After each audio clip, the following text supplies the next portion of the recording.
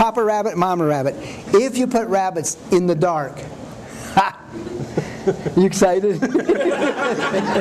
Close your hand tight. On the count of 3, he's going to open his hand, and we'll see if the test is positive. Okay, 1, 2, 3. Yes! Congratulations, Dad. It's really nice of you all to come out here. Some of you don't know me. I found something very interesting tonight when I came in the door. I looked clear at the end of this room, and I saw a gentleman that I knew. Have you ever done that? I knew him, and he knew me. In fact, I knew he knew me, and he knew I knew him. But when we got closer together, it wasn't either one of us. Now, there are books about joy. The joy of cooking, the joy of sewing, the joy of farming, joy of everything. What does that mean? I think happiness is different than joy. Happiness, for instance, if you had next week to do anything you wanted to do, what would you do for a whole week? I mean, would that be happiness then? Would you be happy if you could do whatever you wanted to for a whole week? Would that make you happy? I don't think so. You might have a certain amount of happiness for a certain amount of time. But often in our lives, we think happiness depends on what's outside of our lives. And so if everything comes together, we're happy. But into our lives comes pain. Every one of us have had pain of some sort. And that pain sometimes shatters what people think is happiness. Joy, on the other hand, is something that's deep and wide and persistent. And you can be in a boat full of sorrow on this river of joy.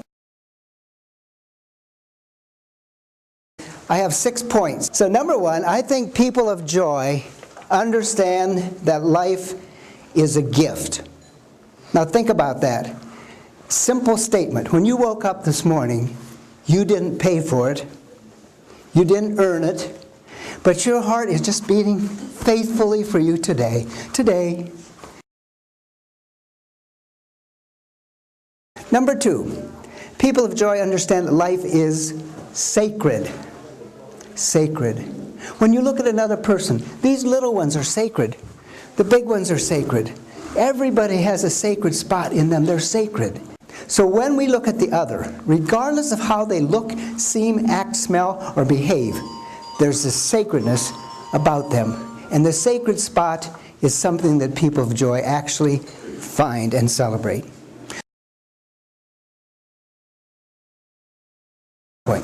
Number 3. Life truly is difficult. Have you ever met someone that smiles all the time? You know, his wife just left him, his car got crashed, his house burned to the ground. You say, "How you doing, Charlie?" He said, "I'm doing fine, thank you very much." He's lying. Pain comes, and people of joy do not always have fun days.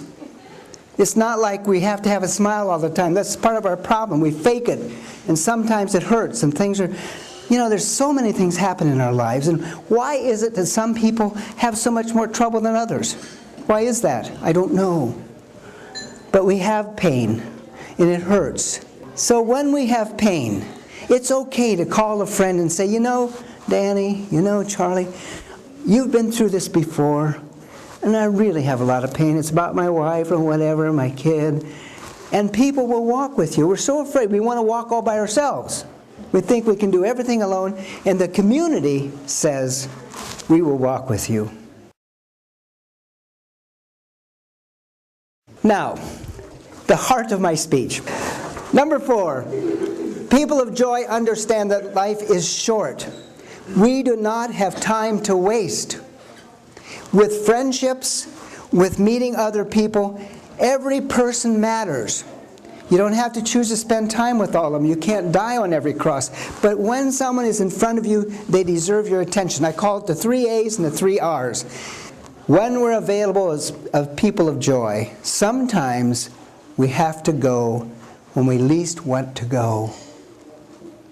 The person that needs the tender touch is probably the most obnoxious. And the person that needs our genuine compassion is probably the one you would rather not give it to. That's how joy works. The second A is about being accepting. Now, Joyce and I have 3 daughters. They're all married now. We got 7 grandkids. But when they were younger, Jill came down the steps. She was all dressed up to go somewhere. She looked beautiful. Hair was all shiny. She had on the right size dress. Everything's perfect. Here comes her boyfriend. He comes to the door. He's got on an orange tuxedo, green cummerbund, black and white high-top tennis shoes, checkered. He has a pigtail down here. He has an earring and a streak of purple hair. I took one look at him and I said, acceptance, acceptance, acceptance. That's the next A, folks, accepting people right where they are. It turns out, and here's the key, when we accept people right where they are, purple hair is not fatal. Third A is being authentic. What does it mean to be authentic, to be real? It means you no longer have to fake it. My mother was authentic. I would go home and she'd say, you still have that hippie old beard? I'd say, yeah, Mom. Come on in, it doesn't matter. I love you anyway. So are you still doing magic? Yeah, Mom. You're not going off to the dark side, are you? I say, no, Mom, it's just magic tricks. Accepting people, being authentic, and being available. The 3 R's. If life is short, and we accept people and we're available and we're authentic, we also need to recognize every person's small steps. We have a lady in our congregation who has cerebral palsy. Mild, but she stooped. Her hands do not work as well as some. She loves for me to tell you this story. She got up in sharing time, and she said, can I share my poem? And she unfolded this piece of paper, and she read, love is a beautiful thing. Let's spread it all over. Love is catching on. Let's pass it on. Anita. It was real quiet. Pretty soon everybody was clapping. And Anita's standing here with her crumpled piece of paper and the tears are coming down and she's doing this. Why? Because we recognize her poem. That's not all. Someone took that piece of paper and they ironed it. They put it on the piano and a little song came out. And it goes like this. Love is a beautiful thing. Let's spread it all over. Love is catching on. Let's pass it on. Pass it on. Pass it on. Now, when Anita's sad, all she has to do is say, will somebody sing my song? 180 people stand up and we sing this song by heart. But that's not all. We've done it for 35 years. About 4 times a year. That's recognition. She's not an add-on. She's one of us. Recognition. The second R is simply reward or reinforcement. Skinner was famous for his work on that. And the third R is respect. Number 5, are you ready? Life is funny. Yes! How many ever laughed so hard you had tears in your eyes? Be honest. Does it feel good? I mean, wash your mascara down, doesn't it, sir? I brought with me my portable cow. My portable cow. These are not legs. Okay? If you take a cow like this and you pull these little thingies here, chocolate, butterscotch, the whole deal, and you turn them upside down and you go, you have a chicken. Here's something interesting. I fly a lot, and these airlines have free bags. These are free. And they hold stuff. It's really cool. I sat down beside a nun one time, and she's a little Catholic nun there, and this part's true. Some of my stories are kind of, wonder. But, so she's sitting there. Oh, by the way, if you want to have some fun, when you get on an airplane, just take a bag like this, open it up, and put it on your lap and go, You can sit anywhere you want to. So I sat down beside this nun, and she's perspiring and trembling. I said, well, sister, what's the trouble? She said, well, I've never flown before, and I'm scared. I said, you shouldn't be afraid. You got connections, right? She said, yes, son, but he's never flown either. You know what I mean? I said, but the Bible says I'll be with you always. You shouldn't be afraid. That's not what it says, son. It says, lo, I'll be with you always.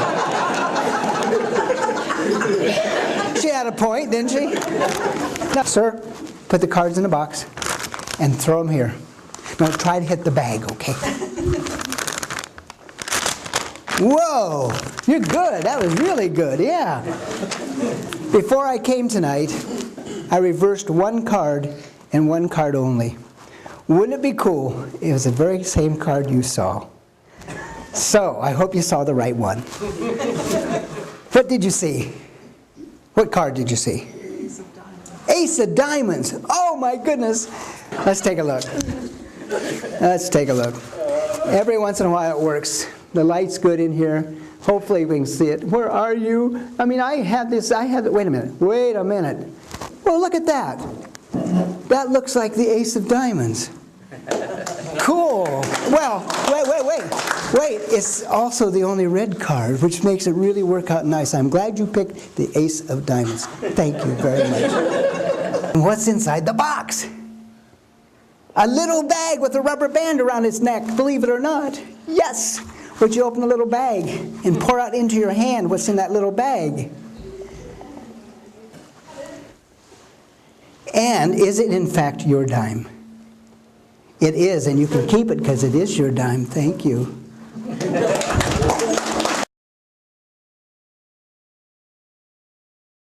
My last point's very simple.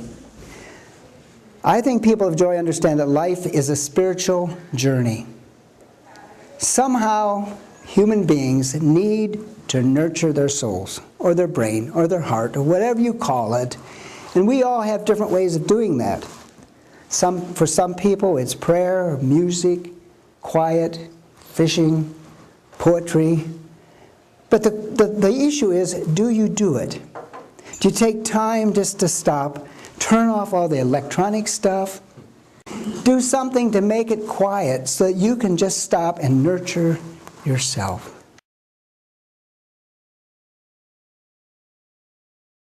So before I close tonight, I'm going to do a poem, and I'll review what we've done this evening. We, unaccustomed to courage, exiles from delight, live coiled in shells of loneliness, till love leaves this high holy temple, comes into our sight, and liberates us into life. Love arrives, and in his train come ecstasies, old memories of pleasure, ancient histories of pain. Yet if we're bold, love strikes away the chains of fear from our souls, and we are weaned from our timidity in the flesh of love's light. We dare be brave, and suddenly we discover love costs all we are or ever will be. But it's only love that sets us free. So where we've gone tonight is a little journey called the Joy Factor.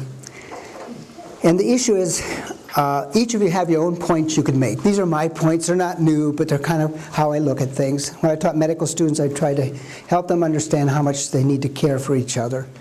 Life is a gift. When you get up tomorrow morning, be grateful. Just say thank you. 2, life is sacred. See it in each person, each little one, each big one. 3, life is difficult. Help each other. Walk with each other. Carry some of the load. 4, life is short. We need to pay attention to each other. Accept each other right where you are. Be available. Be authentic. Recognize the other person. Remember Anita's story? It's also in the book. Reinforce that and have respect. And then life is funny. I mean, I did some silly things. Some people, there is the thing about being too frivolous. I agree. You don't want to be silly all the time. And frivolity is surely something you don't want to pursue.